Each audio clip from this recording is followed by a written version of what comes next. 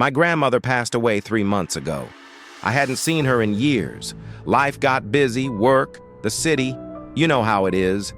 When the lawyer's letter arrived, I almost didn't open it.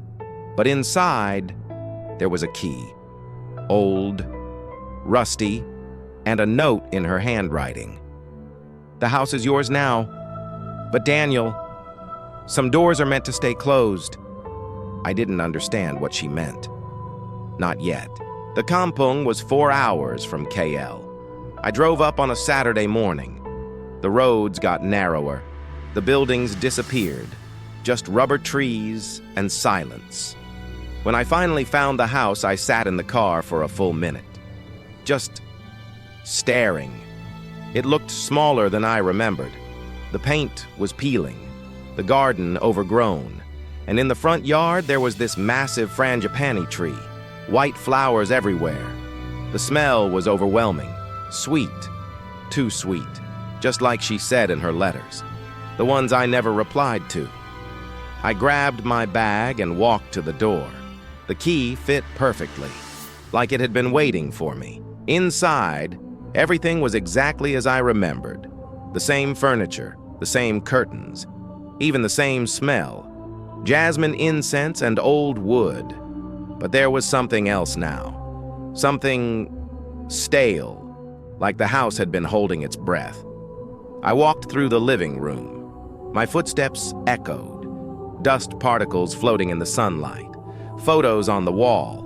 Me as a kid. My grandmother smiling. But one frame was turned face down. I picked it up. It was a photo of her with another woman, younger. They looked similar. Sisters, maybe.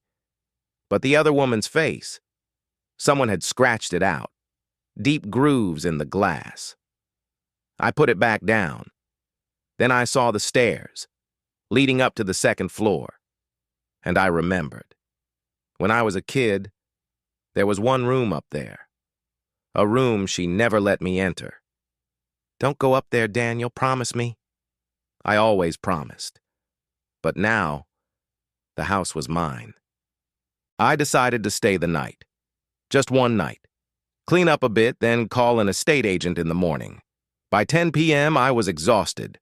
I took the bedroom downstairs, the same one I used to sleep in.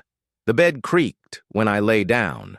Outside, I could hear crickets, the wind in the frangipani tree. I was almost asleep when I heard it.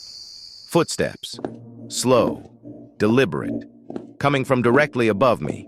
I opened my eyes, stared at the ceiling. Another step, then another.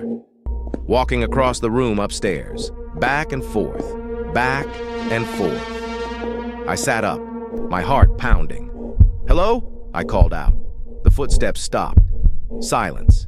Then, a scraping sound, like something heavy being dragged across the floor. I grabbed my phone. No signal. Of course. The scraping continued. Louder now. Closer to the stairs. I didn't sleep that night. And in the morning, I knew I had to go upstairs. Sunrise.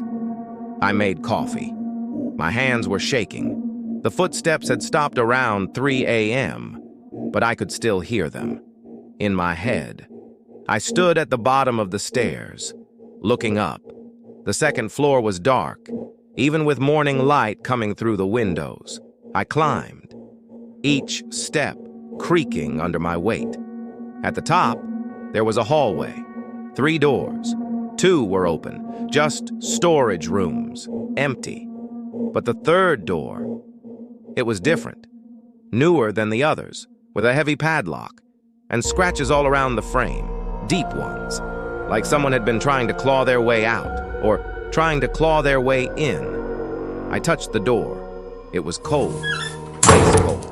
From inside, I heard it, breathing, slow, steady, and then a voice, soft, familiar. "Daniel." It was my grandmother's voice.